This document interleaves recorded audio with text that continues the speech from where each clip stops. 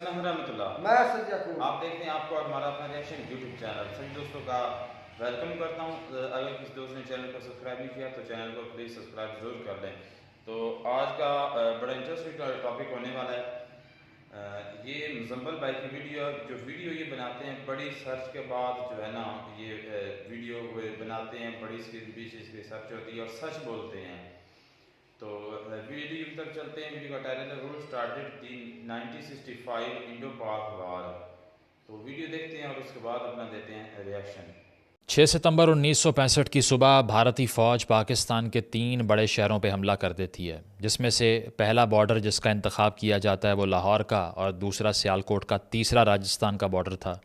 इसके रहते हुए पाकिस्तान में आज तक ये बताया जाता है कि रात के अंधेरे में दुश्मन ने हमला कर दिया और हमने बहादुरी से उसको डिफेंड किया। डिफेंड ज़रूर किया, लेकिन ये नहीं बताया जाता अनफॉर्चुनेटली कि इस जंग को शुरू करने वाला कौन था, और साथ साथ ये कि अगर शुरू हमने की तो हमारे हिस्से में क्या आया, कितना नुकसान हुआ, ये जंग कौन जीता, आया स्टेलमेट हो गई या भारत जीत गया या पाकिस्तान जीत गया, और इसके रिपरकशंस क्या हुए और पाकिस्तान की रियासत क्या आज तक इस वॉर मेंटालिटी से रिकवर कर पाई है या नहीं।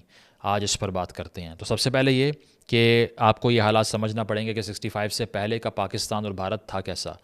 मिड 50s में after Pakistan fought a war in 48 with India over Kashmir, Pakistan alliances का हिस्सा बनना शुरू हो गया अमेरिका की। भारत रहा नॉन अलाइंड, यानी कि भारत ने ना रूस को सपोर्ट किया ना अमेरिका को किया। पाकिस्तान ने सर्द जंग में, जो कि अमेरिका और रूस के दरमियान थी, वेस्टर्न अलायंस का हिस्सा बनने का फ़ैसला किया, सीटो और सेंटो साइन किया। बदले में बहुत सा पैसा फ़्लो इन कर रहा था, बहुत सी इंडस्ट्रीज़ में बहुत बड़ा कैपिटल इन्वेस्ट हो रहा था, डैम्स बन रहे थे, इंफ्रास्ट्रक्चर बन रहा था, मिलिट्री का जो इक्विपमेंट है वो अमेरिका से फ़्लो इन कर रहा था। तो पाकिस्तान को डेकेड ऑफ डेवलपमेंट एक्सपीरियंस करते हुए देखा जा सकता था। इसी के रहते हुए पाकिस्तान में एक एडेड कॉन्फिडेंस था that we can compete with our Indian counter parts. Number 2, early 60s में साइनो इंडियन वॉर होती है, यानी कि भारत और चीन के दरमियान बॉर्डर डिस्प्यूट पर जंग का आगाज़ होता है, जो कि भारत ये जंग हार जाता है। इसको देखते हुए पाकिस्तान कॉन्फिडेंट फील करता है कि now we can also dominate India like China has done so. ये नहीं सोचते कि चाइना और पाकिस्तान में कितना बड़ा फ़र्क है। इसके बाद पाकिस्तान ये भी फ़ील करता है कि कश्मीर के अंदर भी रेजिस्टेंस मौजूद है अगेंस्ट इंडिया, क्योंकि तकरीबन 20,000 गुरीला फ़ाइटर्स वहाँ पर तैयार हैं अगर कोई भी जंग होती है हिंदुस्तान से लड़ने के लिए। ये रिपोर्ट्स भी पाकिस्तान को मिलती हैं। साथ साथ ये कि रन ऑफ कुछ की लड़ाई होती है, यानी कि ये रन ऑफ कुछ का वो एरिया है जो कि सिंध और कुछ के इलाके को सेपरेट करता है। यहाँ पर स्वाम्प्स थे और इसके अलावा ऐसा एरिया था जहाँ पर काफ़ी एम्फिबियस लैंड थी। तो ये देखते हुए स्प्रिंग 1965 में एक बॉर्डर एस्केलेशन एक डिस्प्यूट में कन्वर्ट होती है। पाकिस्तान और भारत की फ़ौज की लड़ाई होती है। ये 65 की जंग से पहले की बात कर रहा हूँ। इस लड़ाई में इंडियन फोर्सेस विड्रॉ कर जाती हैं। मार्शलैंड पाकिस्तान के हिस्से में तकरीबन 40 मील तक का इलाका आ जाता है। इससे पाकिस्तान की फ़ौज कॉन्फिडेंट फील करती है कि अगर हम रन ऑफ कुछ में डोमिनेट कर सकते हैं for a certain period of time, तो हम ओवरऑल भारत को डोमिनेट क्यों नहीं कर सकते। इसके बाद British prime minister Harold Wilson की तरफ से मीडिएशन होती है रन ऑफ कुछ के इलाके के ऊपर, और पाकिस्तान को नॉर्दर्न हाफ दे दिया जाता है रन का इलाका, ठीक है।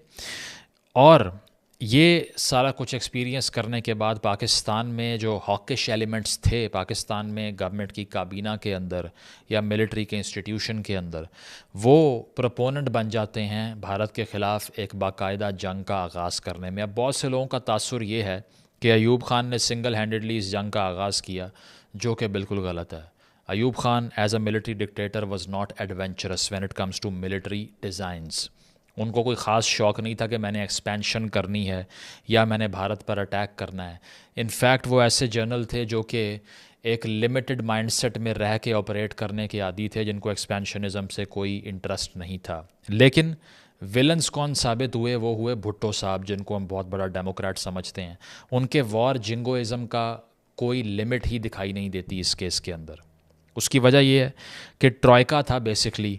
एक थे अयूब ख़ान, दूसरे थे भुट्टो साहब और तीसरे थे अज़ीज़ अहमद, जो कि इंडियन अफेयर्स के एक्सपर्ट थे और एडवाइज़र थे अयूब की काबीना के अंडर।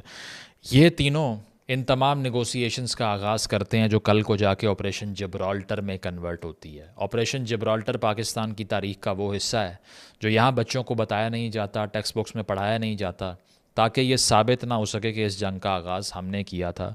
लेकिन आप सबको इस बारे में ज़रूर पढ़ना चाहिए। इसके लिए बहुत सी किताबें हैं जो आप पढ़ सकते हैं। मैग्निफिसेंट डिलूजन्स है हुसैन हक्कानी साहब की, वो पढ़ सकते हैं।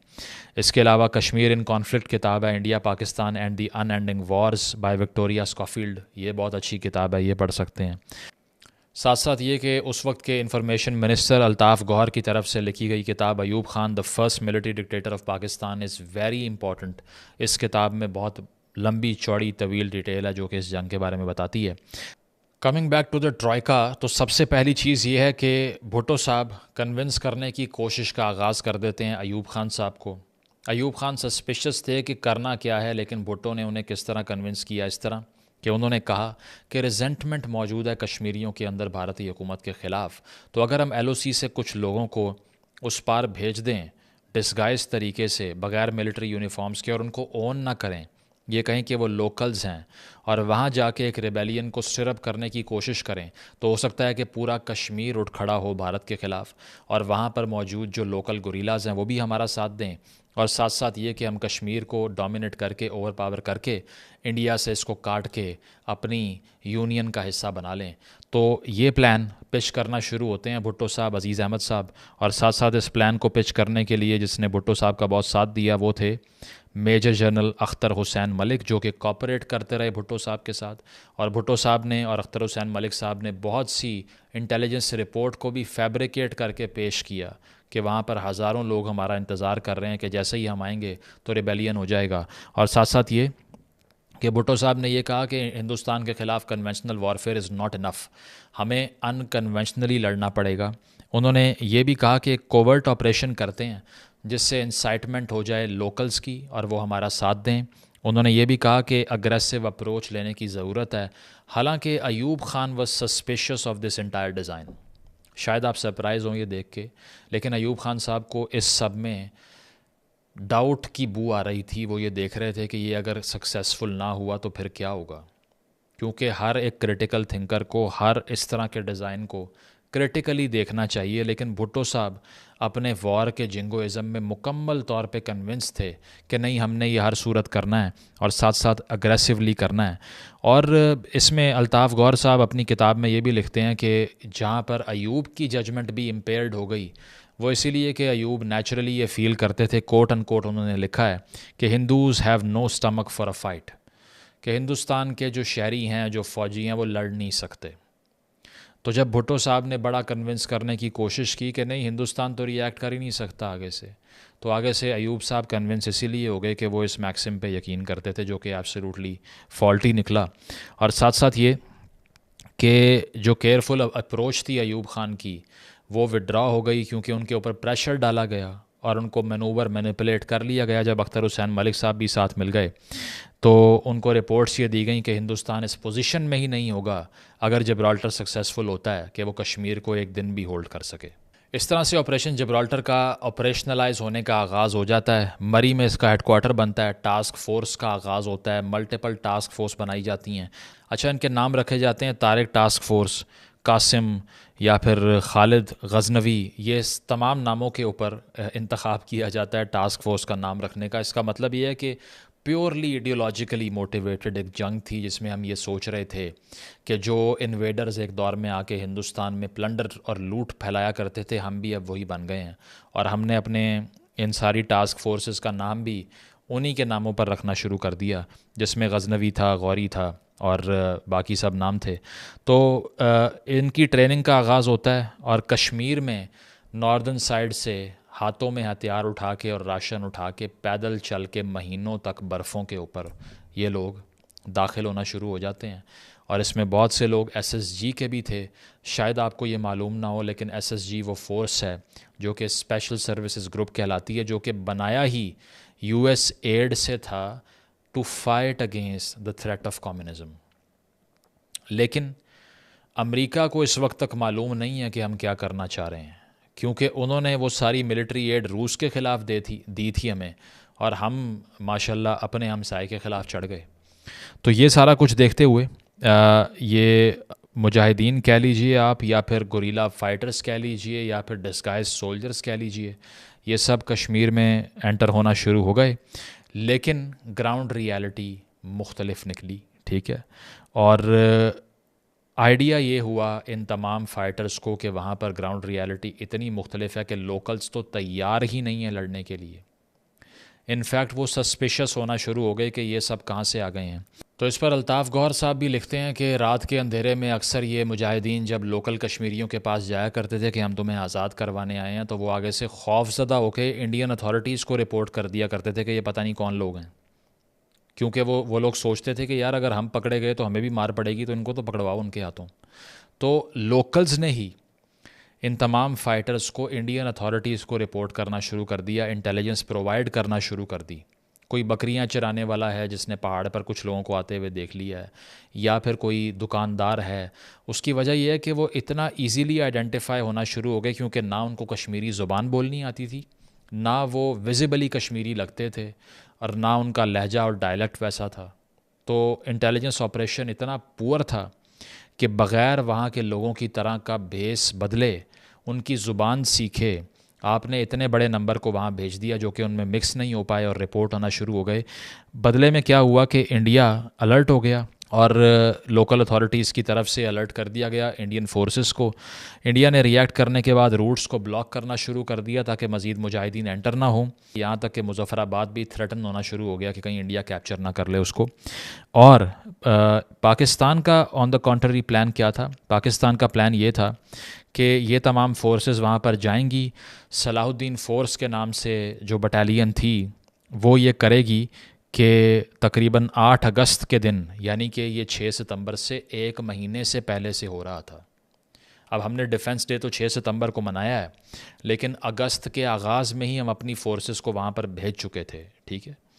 तो 8 अगस्त को श्रीनगर में इनका प्लान ये था कि जिस दिन वहाँ पर कुछ एहतजाज की कॉल थी, और क्योंकि अब्दुल्ला के अरेस्ट पर एहतजाज होने थे, तो उसी दिन का इंतखाब करना था कि सलाहुद्दीन फ़ोर्स ने रेडियो को सीज़ कर लेना था, श्रीनगर एयरपोर्ट पे कब्ज़ा कर लेना था, और उसके बाद में लिबरेशन का ऐलान करना था, और फिर कश्मीर के लोकल्स ने सपोर्ट कर देना था उनको। ये ख्वाबों में भुट्टो साहब ने और अज़ीज़ साहब ने प्लान बना रखा था, सपोर्टेड बाय अख्तर हुसैन मलिक, और ये सारा कुछ करने के इन्होंने ख्वाब देख रखे थे। लेकिन हुआ क्या, वो ये कि इंडियन अथॉरिटीज़ अलर्ट हो गई, और इसके बाद में जो रिस्पांस आया वो बिल्कुल एंटिसिपेटेड नहीं था।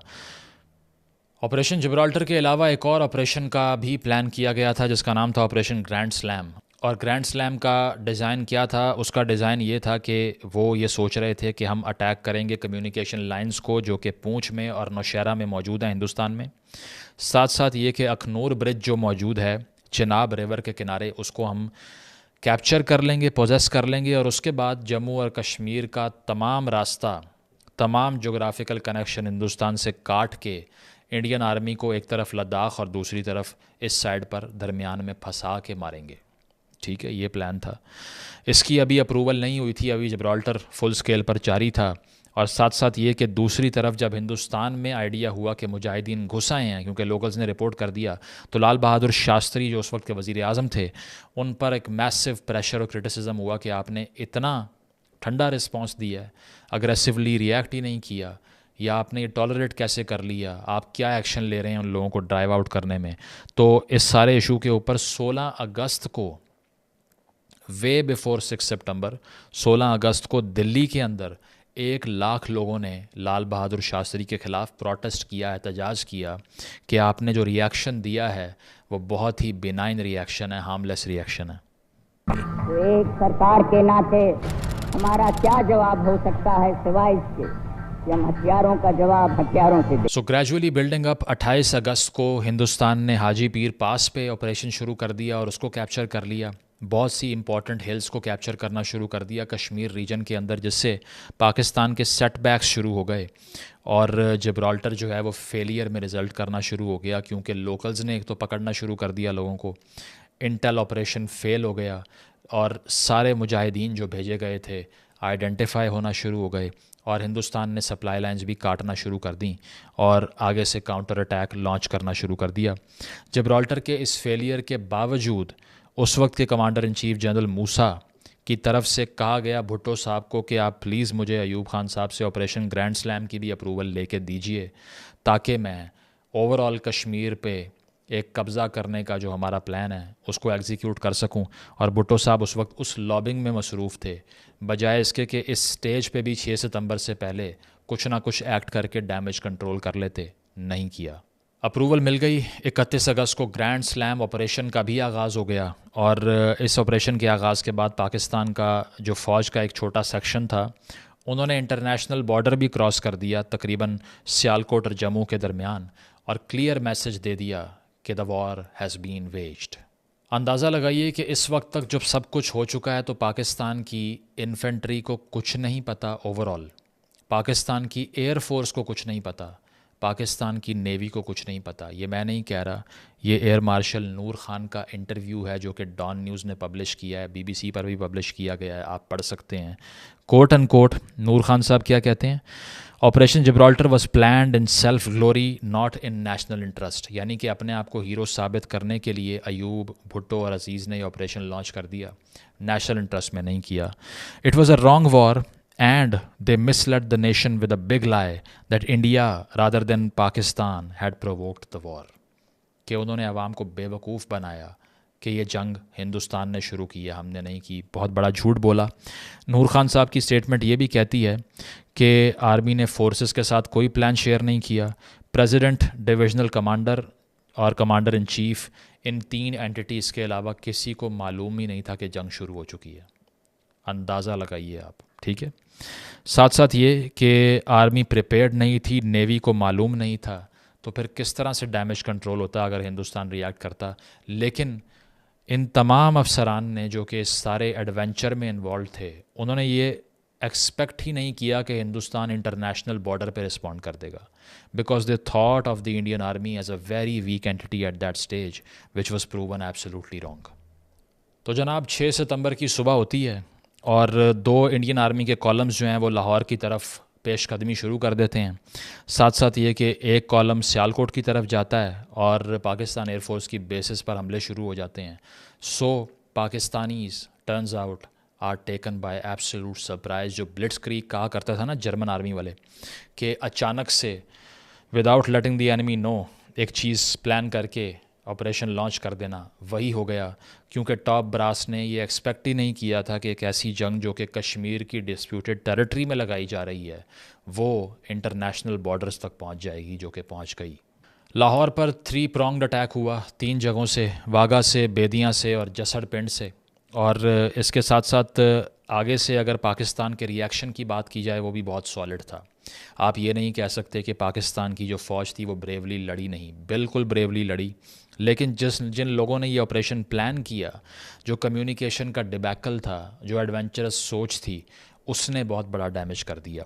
3 दिन तक पाकिस्तान की फ़ौज ने लाहौर के फोर्ट्रेस को होल्ड करके रखा, ठीक है, पेशकदमी होने नहीं दी हिंदुस्तान की apart from a few kilometres.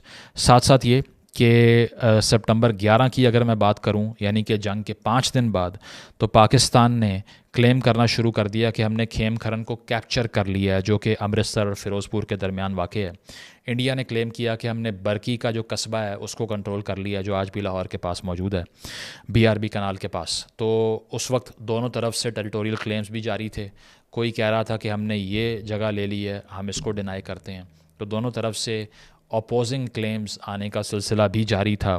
Sialkot की अगर मैं बात करूं तो वहाँ पे 600 टैंक्स की बैटल हुई, बहुत बड़ी टैंक बैटल थी।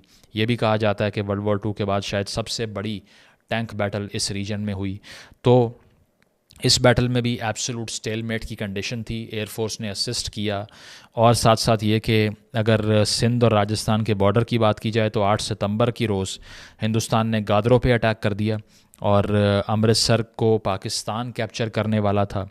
लेकिन जब इंडिया ने ये सारी सिचुएशन देख के अपने डैम के फ्लड गेट्स खोल दिए, क्योंकि एक और इशू भी पाकिस्तान को दरपेश है, वो ये है कि पानी हिंदुस्तान से पाकिस्तान की तरफ फ़्लो करता है। India is upper riparian, Pakistan is lower riparian. तो पानी खोलने के बाद अल्ताफ़ गौर साहब अपनी किताब में लिखते हैं that Khem Karan became a graveyard for Pakistani tanks, कि खेम खरन पाकिस्तानी टैंकों का कब्रिस्तान बन गया पानी के आने की वजह से, ठीक है। और जीती हुई वॉर वहाँ पे अल्ताफ़ गौर कहते हैं कि the war was officially over, ठीक है। इसके बाद इंडियन एयरफोर्स ने कराची में, पिंडी में, सरगोदा में, पेशावर तक में बॉम्बिंग की। पाकिस्तान की एयरफोर्स ने बहुत ही दलेरी से और बहुत ही ब्रिलियंटली फ़ाइट किया। उसकी वजह यह है कि जो ज़मीन पे सारे लॉसेस हो रहे थे इन्फेंट्री के, उसको एयरफोर्स ने कवर कर लिया। ब्रिलियंट परफॉर्मेंस इसीलिए कह सकते हैं कि 3 गुना बड़ी इंडियन एयरफोर्स को कर्टेल किया। साथ साथ ये कि पठानकोट में, जामनगर में, अम्बाला में, अमृतसर में, आसाम में, वेस्ट बंगाल में अटैक्स किए। और इस दौरान बहुत से वॉर हीरोज़ का भी आपको तस्करा सुनने को मिलता है, जिसमें आपको याद होगा कि आज तक इनके नाम से पाकिस्तान के अंदर बहुत सी सड़कें भी मंसूब हैं। स्क्वाड्रन लीडर थे मोहम्मद महमूद आलम यानी कि MM आलम, जिन्होंने तकरीबन 5 हंटर एयरक्राफ्ट्स को 1 मिनट के अंदर डिस्ट्रॉय करके उस वक्त वर्ल्ड रिकॉर्ड कायम किया। फिर और बहुत से वॉर हीरोज़ थे। मेजर अजीज़ भट्टी की कहानी BRB कनाल पे आपको याद होगा कैसी रही। स्क्वाड्रन लीडर सरफराज अहमद रफ़ीकी के जो कारनामे थे वो भी आपको याद होंगे। भारत की तरफ से भी बहुत से वॉर हीरोज़ थे। चमन लाल जो कि फायरमैन थे, ब्रेवली लड़े, ठीक है, और टैंक वैगन्स को जलते हुए इस्तेमाल किया दुश्मन के ख़िलाफ़। राइफ़लमैन थे भारत के जिनका नाम मथन सिंह था, उन्होंने राजपुताना राइफ़ल्स की तरफ से नुमाइंदगी करते हुए एक मशीन गन से बहुत हैवी नुकसान किया पाकिस्तान का।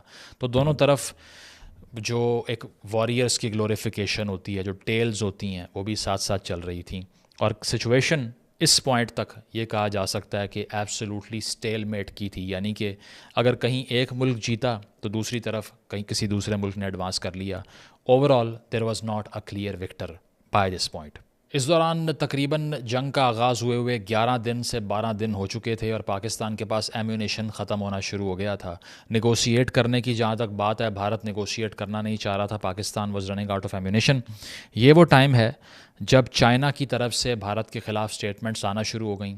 चीन ने यह भी कहा कि भारत की तरफ से नेकेड अग्रेशन किया गया 6 सितंबर को। चीन ने यह भी कहा कि अगर आप चाइना सिक्किम कॉरिडोर की तरफ आए तो फिर हम आपको छोड़ेंगे नहीं। ये स्टेटमेंट सुनकर ब्रिटिश प्राइम मिनिस्टर ने यह कहा कि अगर चाइना इस जंग में कूदा तो अमेरिका और ब्रिटेन हम दोनों भारत का साथ देंगे। यानी कि ये खित्ता एक फ़्लैश पॉइंट बन सकता था एक इंटरनेशनल वॉर का, जो कि वर्ल्ड वॉर में कन्वर्ट हो सकती थी, क्योंकि यहाँ पर कोल्ड वॉर के दौरान जो जंग हो रही थी, अगर इसमें चीन या रूस या भारत को सपोर्ट करने के लिए अमेरिका आ जाता तो शायद इस जंग का अंदाज़ा आप लगा नहीं सकते कितना ज़्यादा बढ़ जाता। साथ साथ ये कि 19 सितंबर को एक सीक्रेट फ़्लाइट ली अयूब खान ने। वो चीन पहुँचे। चो एन लाई जो कि वहाँ पर प्रीमियर थे, उनसे मुलाकात की। चो एन लाई ने उनको कहा कि अगर आप हमारी असिस्टेंस चाहते हैं तो हम उसको देने को तैयार हैं, वॉर को प्रोलॉन्ग कीजिए, बढ़ाएं इस जंग को, and we are ready to support you. लेकिन अयूब खान ने रिफ्यूज़ कर दिया, क्योंकि अयूब खान को थ्रेट था कि हम लाहौर को लूज़ कर देंगे अगर ये जंग मज़ीद कंटिन्यू होती है, और फिर डैमेज कंट्रोल करना हमारे हाथ से बाहर निकल जाएगा। और वैसे भी चूँकि उन्होंने अपनी फ़ौज को, एयरफोर्स को अलर्ट तक नहीं किया था, तो एक लंबी जंग के लिए पाकिस्तान की फ़ौज तैयार नहीं थी। 20 सितंबर को सिक्योरिटी काउंसिल रेजोल्यूशन पास करती है कि 2 दिन का टाइम है, सीज़ फायर ना हुआ तो सैंक्शन लगाएंगे या फिर डिसाइसिव एक्शन लेंगे। ये देखते हुए भारत ने फौरी सीज़ फायर कर दिया, पाकिस्तान ने भी सीज़ फायर कर दिया, और यूं जंग ख़त्म हुई। 22 सितंबर को भुट्टो साहब गए सिक्योरिटी काउंसिल में ख़िताब करने के लिए, और हमेशा की तरह जो भुट्टो साहब का वतीरा था कि लंबी लंबी तकरीरें और बड़ी बड़ी जज्बाती बातें करके लोगों को राम करने की कोशिश करना, यहाँ भी उन्होंने कहा कि we will wage a war of 1000 years, a war of defence. हज़ारों साल की जंग हम लगाने को तैयार हैं भारत से, क्योंकि भारत ने अपनी पूरी मॉन्स्ट्रोसिटी में पाकिस्तान पर अग्रेशन अनलीश किया है। तो इसीलिए हम भी 1000 साल तक जंग लड़ने को तैयार हैं। लड़ी कितने दिन? 17 दिन, वो भी मुश्किल से, ठीक है। तो इसके बाद यूएस ने भी ख़ासी ग्रीवेंसेस का इजहार किया, क्योंकि उन्होंने कहा कि जो हथियार हमने आपको रूस से लड़ने को दिए थे वो आपने भारत में इस्तेमाल कर दिए। एम्बार्गोज़ लगा दिए कि आइंदा से भारत और पाकिस्तान को असलहा नहीं बेचना। यूएसएसआर ने इंडिया को असलहा दिया लेकिन न्यूट्रल रहा। चीन ने पाकिस्तान को सपोर्ट करने की कोशिश की, पाकिस्तान ने सपोर्ट से जब इनकार किया तो चीन भी ठंडा हो गया। ये था इस सारी जंग का लुबे लुबाब। लॉसेस की बात करें तो बीबीसी की रिपोर्ट ये कहती है कि बेशक पाकिस्तान ने बड़े हैवी लॉसेस क्लेम किए भारत की साइड पे और भारत ने पाकिस्तान की साइड पे, लेकिन इंडिपेंडेंट रिपोर्टिंग ये कहती है कि Hindustan 1900 square mile territory capture करने में कामयाब हुआ, पाकिस्तान 540 स्क्वायर माइल कैप्चर करने में कामयाब हुआ towards the Indian border.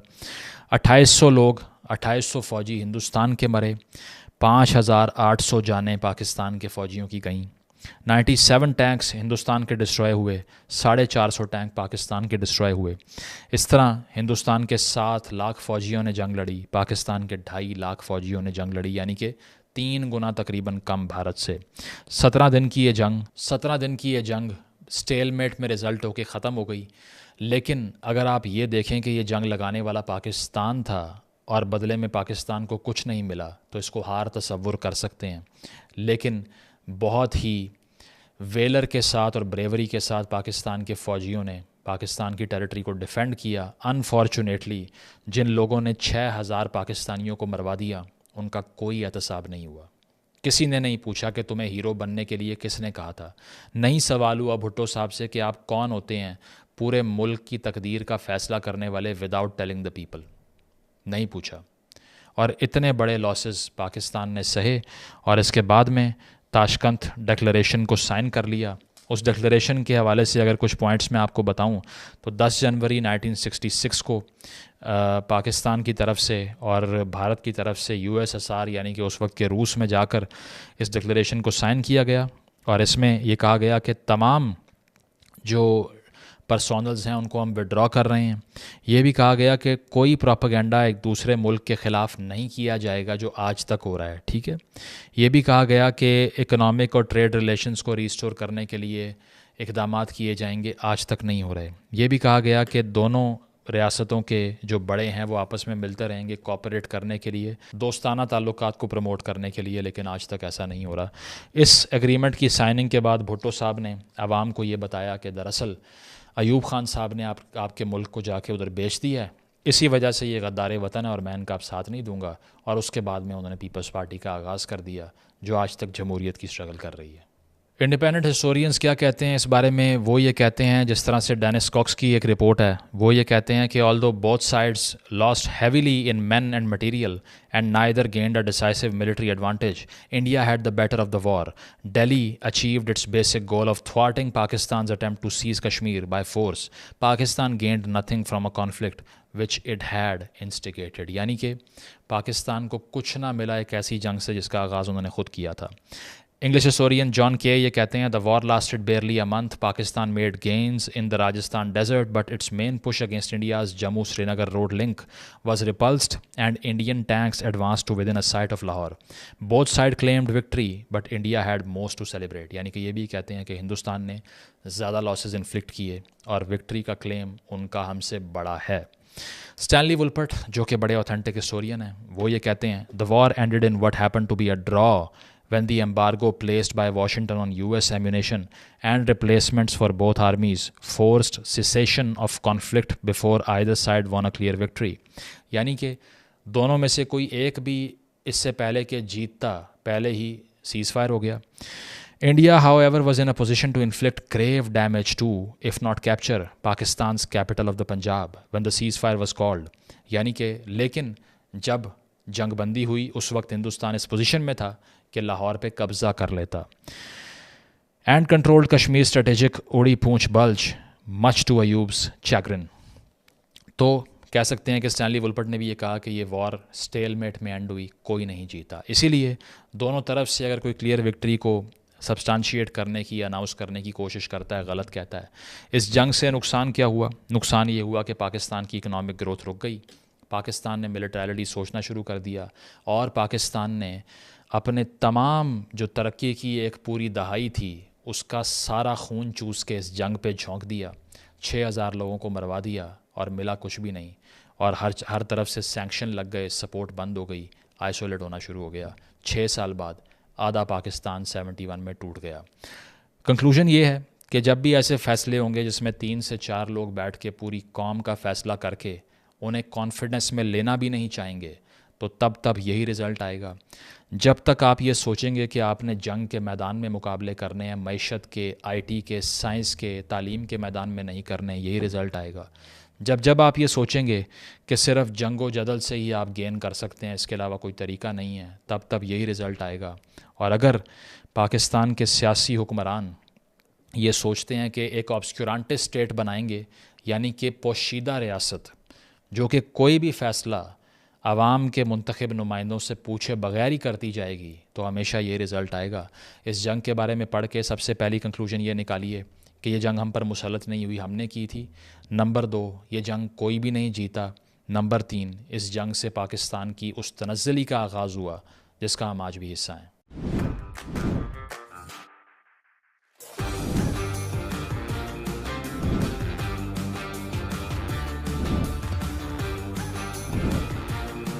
Video तो हो गई ख़त्म।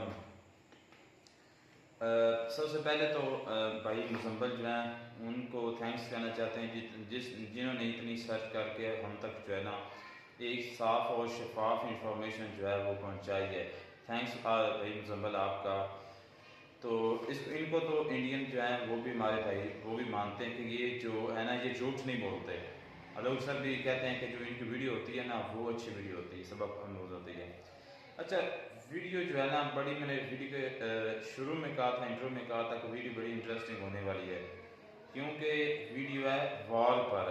तो वीडियो भी काफ़ी उसने शुरू जो है ना 1962 से उसने शुरू की है कि चाइना जब वॉर करता है, इंडिया और चाइना की वॉर होती है, तो उसमें जो है ना इंडिया बड़ी बुरी तरह से हार जाता है और पाकिस्तान को ये लगता है कि ये चाइना से हार गया और हम भी अब इसको जो है ना हराना आसान हो जाएगा।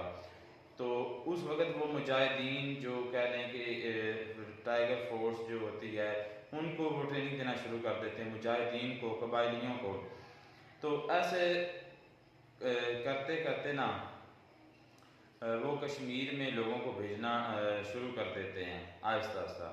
तो वहाँ पर जो लोकल्स कश्मीरी होते हैं वो, ये बात तो मैंने वीडियो के अलहदा भी सुनी, एक फ़ौजी से सुनी हुई, हमारे जो पाकिस्तान आर्मी के फ़ौजी हैं ना, हमारे गांव में हैं फ़ौजी, तो मैंने उनके मुँह सुना था, उनकी ज़ुबान से। वो भी ये कह रहे थे, वो कहते थे कि जो उस वक्त जाते थे ना हमारे इधर मुजाहिदीन जाते थे या कोई भी इधर से उनकी उधर जम्मू कश्मीर में, इंडिया के साइड में जो कश्मीर है, उनकी हेल्प के लिए जाता था ना, तो उनको बताता था कि हम आपकी हेल्प के लिए आए हैं। तो वो इंडियन आर्मी को वहाँ पर बताते थे भाई सदर। तो जो बेचारे सोए हुए होते थे ना जब वो रात को, जो इनकी मदद के लिए आते थे, तो ऊपर से इंडियन आर्मी को बुलाना और उन्होंने वहाँ पर उनको मार देना। इस तरह ये कश्मीरी उस वक्त करते थे। तो फिर बाद में इनको हकीकत का पता चला कि ये तो हमारी वाकई मदद के लिए, हेल्प करने के लिए आए थे, तो हमने इनके साथ जो है वो क्या सलूक किया। इस तरह फिर पाकिस्तान वैसे ये बात भूल जाता। अच्छा, उसके बाद पाकिस्तान के लोगों ने नफरत करना शुरू कर दिया कश्मीर वालों से? नहीं, क्यों नहीं नफरत की। क्यों नहीं की? मतलब क्यों नहीं नफरत की? उसकी वजह क्या है कि आपके लोगों को वो मरवा रहे हैं पकड़ पकड़ कर आपके बगाव जी, तो फिर भी ये लोग उनसे नफरत नहीं कर रहे? वजह क्या है? वजह मेरे नज़दीक वजह ये है, दो उसकी रीज़न है।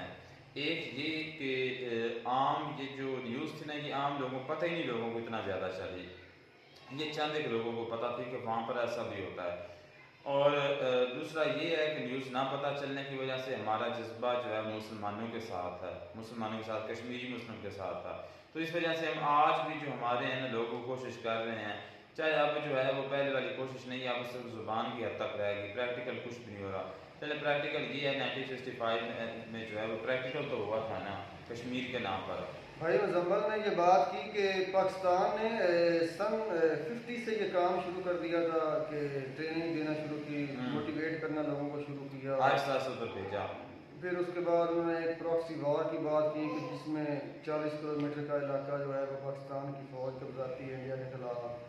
फिर उसके बाद वो मतलब कि डैम किसी पर कब्जा करने की बात करता है जिससे कश्मीर कट हो जाना था। ये वो सारा मिक्सर मिलाकर एक बात जो है ना मेरे भाई समझ में आती है कि प्रॉक्सी वार इधर से हुई तो उनका मतलब कि मतबाद उधर से भी जारी रहा।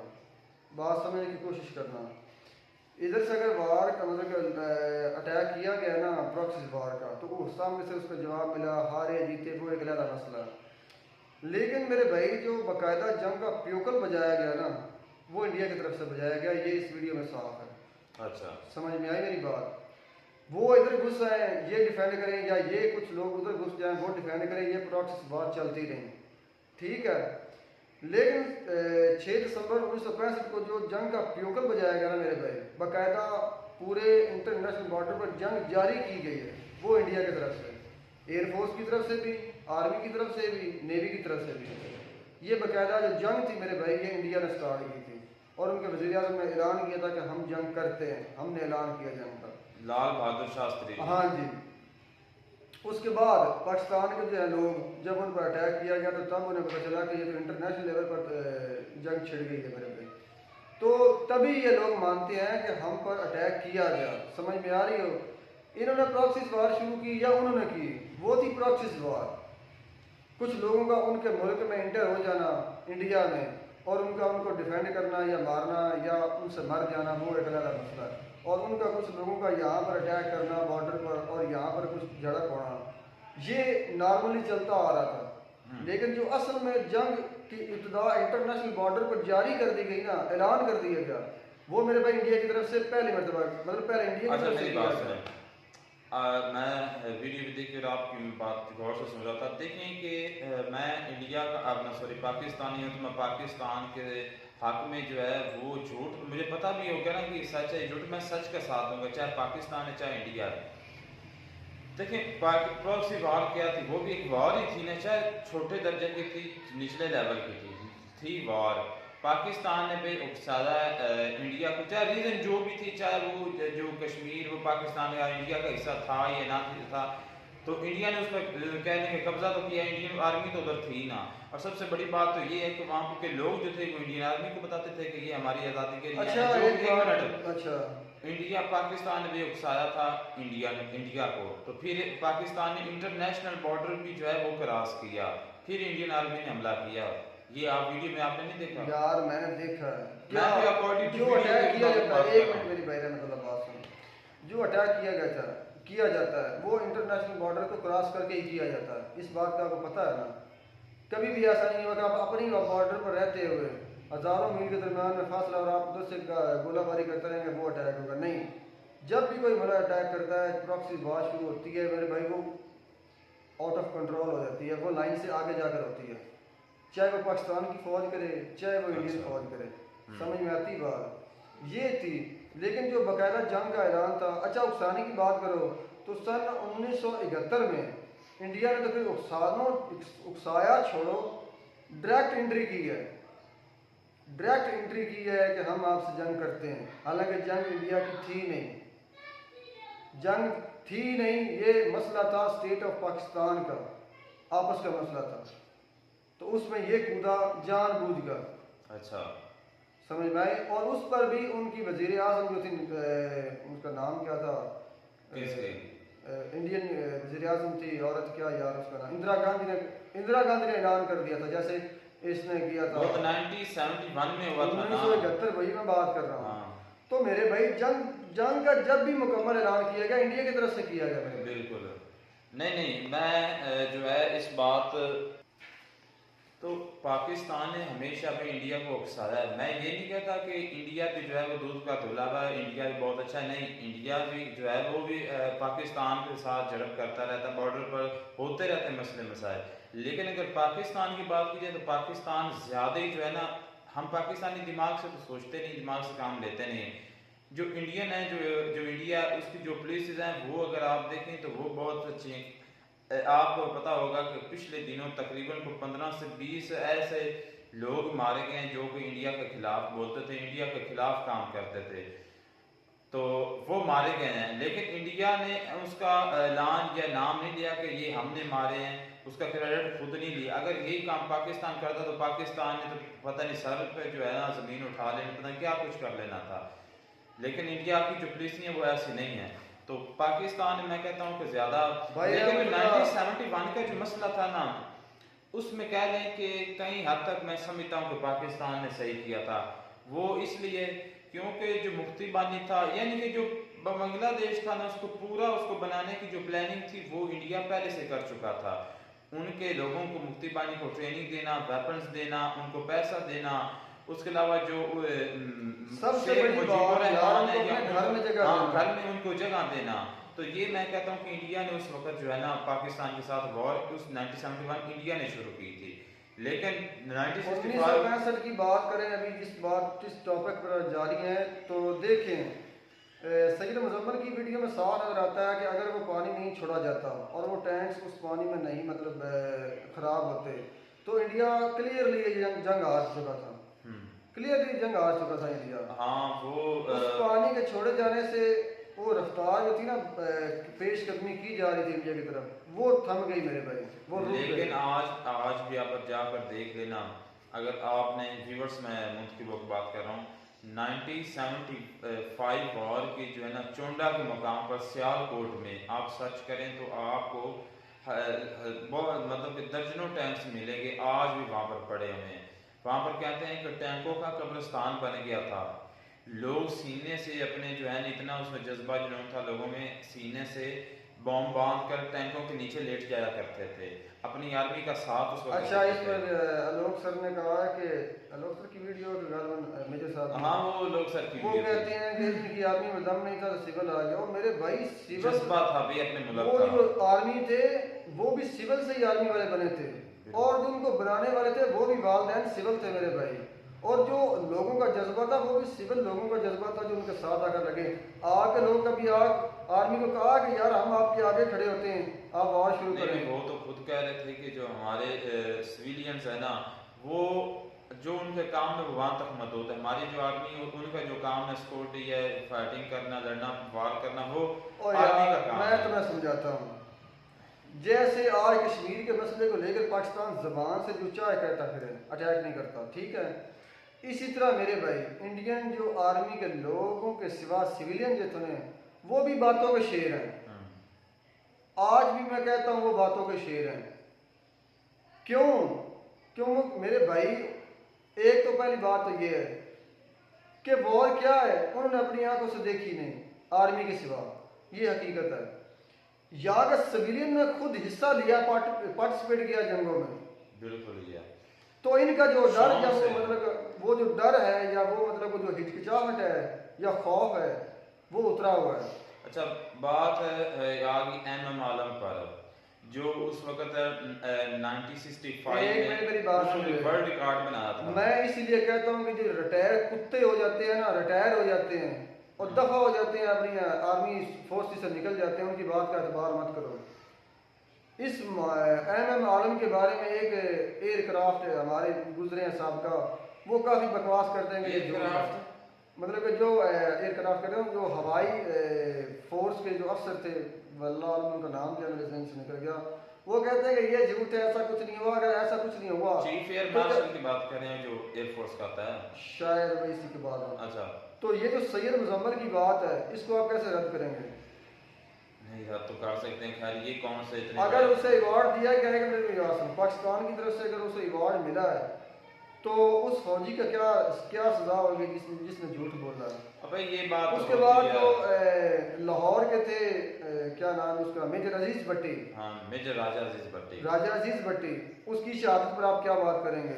उसने कौन सी बात को आप झूठा साबित करेंगे? 5 दिन तक लाहौर के अकेला वो वहाँ पर, यानी कि उसके साथ और भी सोल्जर थे, लेकिन जो वहाँ पर जो हेड था वो ही था मेजर उसने अजीज भट्टी की बात बताता हूँ दिन तक वहाँ पर इंडियन आर्मी को रोके लगा। यार हमारे सिविलियन तो सिविलियन थे, हमारी गुलकार थी सबसे बड़ी गुलकार, एशियन की टॉप गुलकार में उनका नाम आता है 2 या 3 में, मैडम नूरजहां का। एक लता मंगेशकर आती हैं, एक मैडम नूरजहां आती हैं, एक आते हैं कवाली के नुसरत फतेह अली खान साहब, उधर जो है मोहम्मद रफ़ी साहब आते हैं। ये 4-5 नाम बड़े हैं, ठीक है, गायकी में।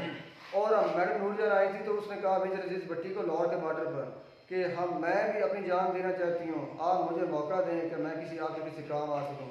तो मेजर साहब मुस्कुराया, फरमाया कि देखें बाजी, अभी तक आपके भाई जिंदा हैं, जब हम मर जाएं, शहीद हो जाएं तो उसके बाद आपको मौका मिल सकता है, लेकिन फिलहाल हमारी गैरत इजाज़त नहीं देती कि हम आपको इस काम में मुलव्वस करें। बिल्कुल ऐसे ही है।